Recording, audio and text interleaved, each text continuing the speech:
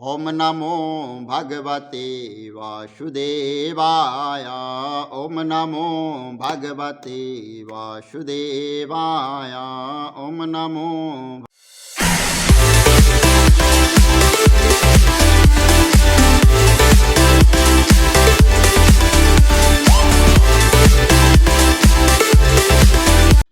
हरिः ॐ ॐ शान्ताकारं भुजगशयनं पद्मनाभं सुरेशं विश्वाधारणं गगनसदृशं मेघवर्णं शुभाङ्गं लक्ष्मीकान्तं कमलनयनं योगविद्यानगम्भे वन्दे विष्णुवैब्रहणं सर्वलोकैकनाथनं। पापं पापकर्णाहं पापास्तं पापसंभवे त्रायमां पार्वतीनाथे सर्वपापहरो भवः।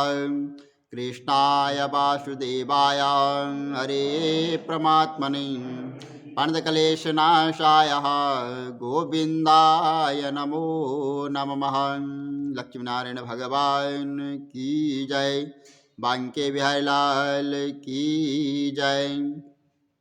राम राम, जय श्री राम। आप सभी भक्तों को राम राम। तो आज पुत्रदा एकादशी व्रत कथा आप लोग सुने। मैं आप सभी लोगों को जो है पुत्रदा एकादशी व्रत कथा सुना रहा हूँ। और इस कथा को सुनने से पहले आप सभी लोगों को जो है रामलला के अयोध्या में प्राण प्रतिष्ठा के संदर्भ में जो है आज मंदिर में जो है तो रामायण रखी जाएगी। तो भगवान श्री राम लला के भव्य मंदिर में विराज होने पर आप सभी भक्तों को बहुत बहुत हार्दिक शुभकामनाएं और भगवान श्री राम की कृपा आप सभी पर बनी रहें, ऐसी मेरी जो है शुभ मंगल कामनाएं आप सभी लोगों के साथ है। भगवान राम आप पर अपनी कृपा दृष्टि बनाए रखें। जय श्री राम, जय श्री राम, जय श्री राम। तो आए चलते हैं, अब जो है एकादशी व्रत कथा शुरू करते हैं। बोलो विष्णु भगवान की जय। पौष मास शुक्ल पक्ष पुत्रदा एकादशी व्रत। युधिष्ठिर बोले कि हे कृष्ण, आपने सुंदर सफला एकादशी का वर्णन किया है।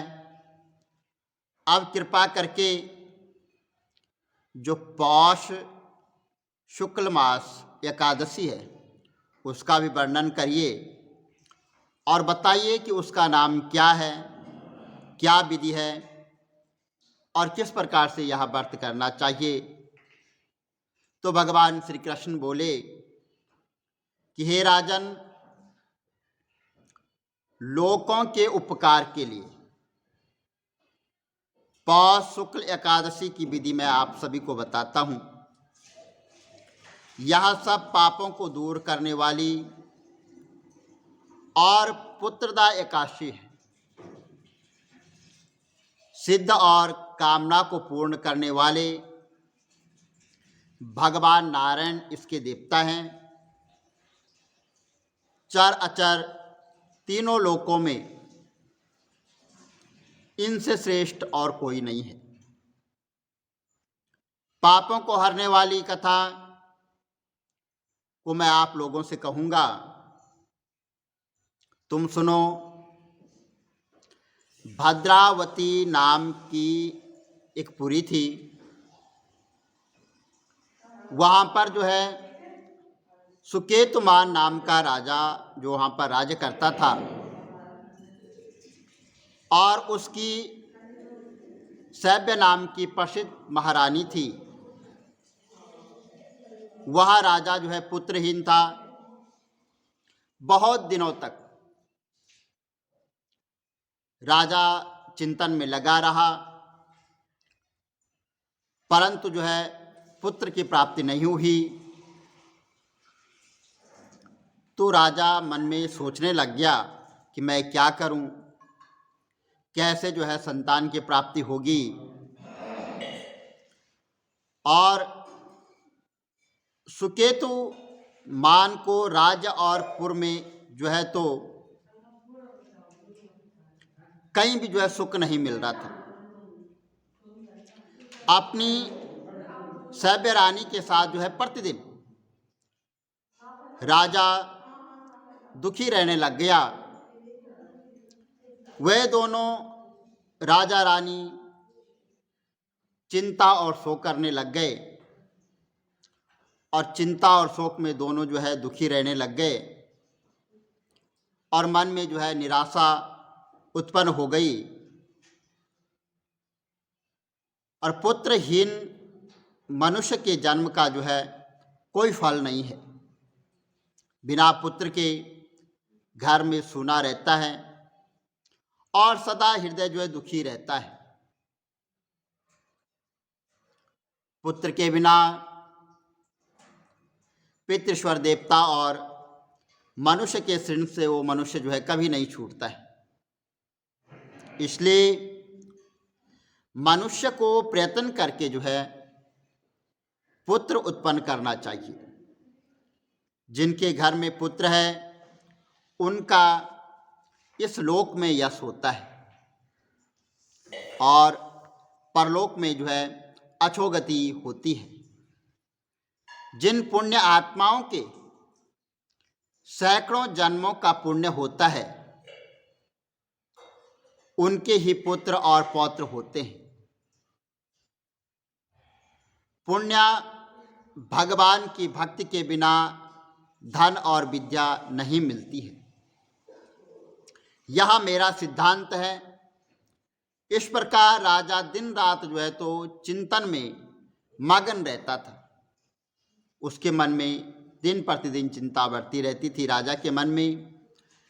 और फिर जो है राजा सुकेतुमान ने आत्महत्या का विचार कर लिया, परंतु उसने परलोक में दुर्गति समझकर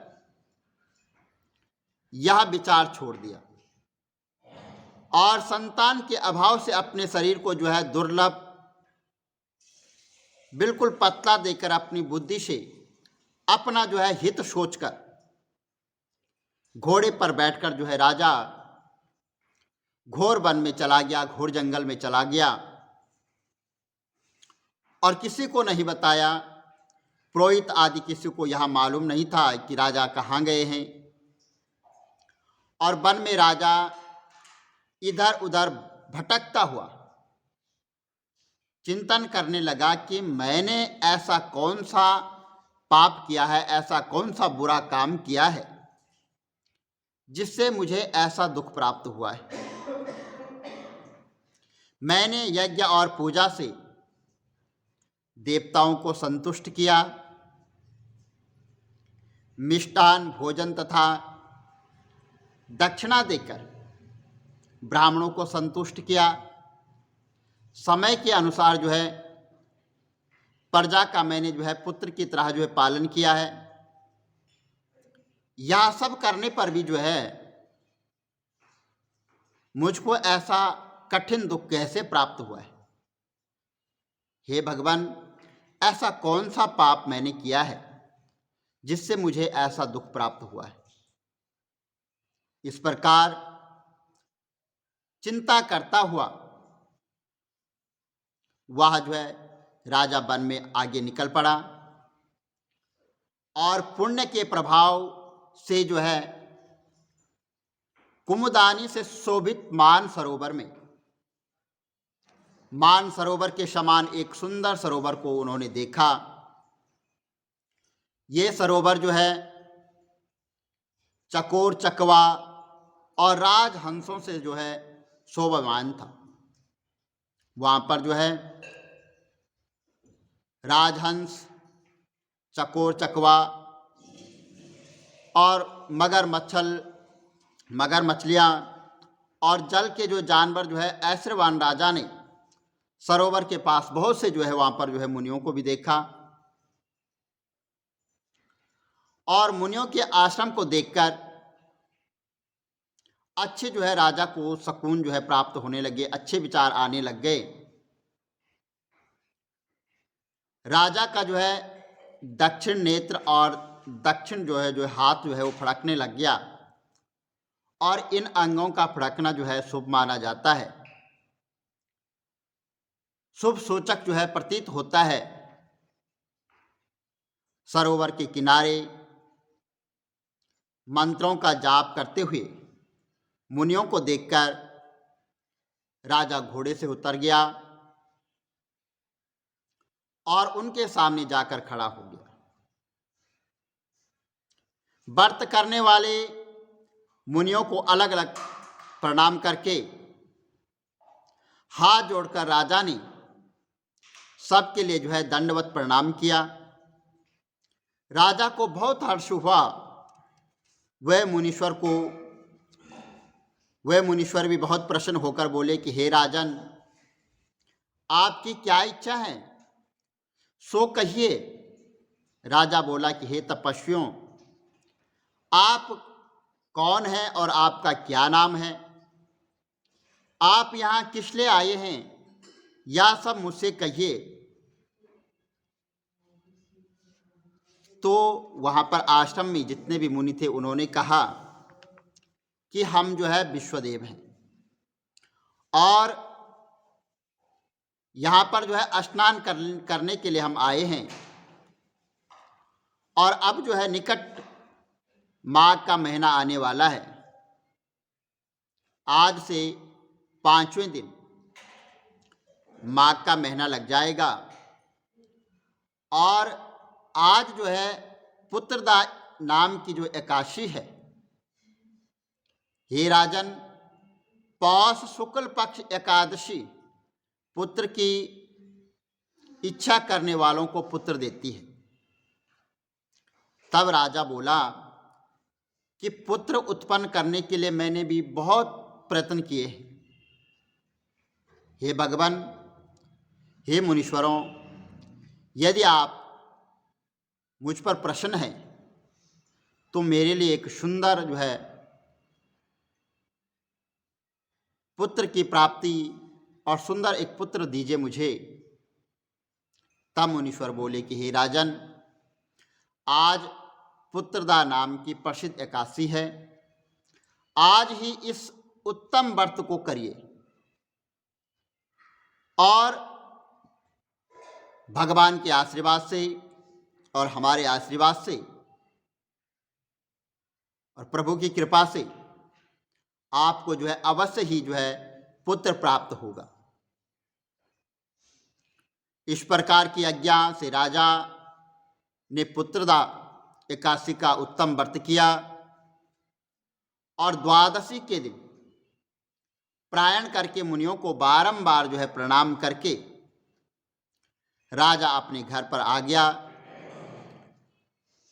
और रानी की गर्भ की स्थिति हो गई, और व्रत के प्रभाव से समय पर जो है तेजस्वी और पुण्य पुत्र जो है उत्पन्न हो गया। वह बालक पिता को प्रसन्न रखता था। फिर वह गद्दी पर बैठकर राजा गद्दी पर बैठकर वह पुत्र गद्दी पर बैठकर प्रजा का पालन करने लग गया। हे राजन, इसलिए पुत्रदा एकादशी का व्रत करना चाहिए। इस पुत्रदा के व्रत को जो मनुष्य करते हैं वह मनुष्य इस लोक में पुत्र को प्राप्त करके मोक्ष होने पर स्वर्ग को जाते हैं। और इसमें जो है फलाहार, इस दिन जो है भगवान नारायण की पूजा की जाती है। इस दिन जो है बछड़े की माय ने गौ के दूध का जो है सागर लिया जाता है। इस प्रकार जो है भगवान विष्णु आप सभी लोगों पर प्रसन्न हो, आप सभी लोगों की इच्छा पूर्ण हो, आप सभी के मनोरथ सफल हो। बोलो विष्णु भगवान की जय। ओम नमो भगवते वासुदेवाय नमः। ओम नमो भगवते वासुदेवाय नमः। विष्णु भगवान की जय। नमः पार्वतीपतये नमः। हर हर महादेव शंभो।